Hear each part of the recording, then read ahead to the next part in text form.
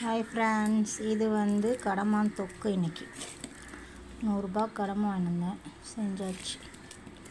சூப்பராக இருக்குது.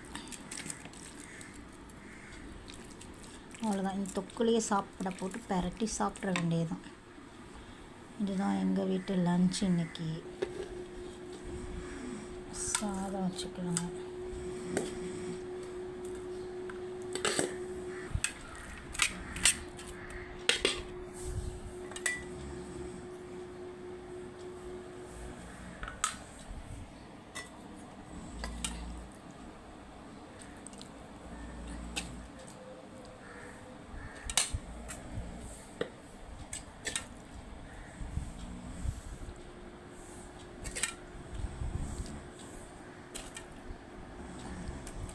இவ்வளோதான் ஃப்ரெண்ட்ஸ் எங்கள் வீட்டு லன்ச்.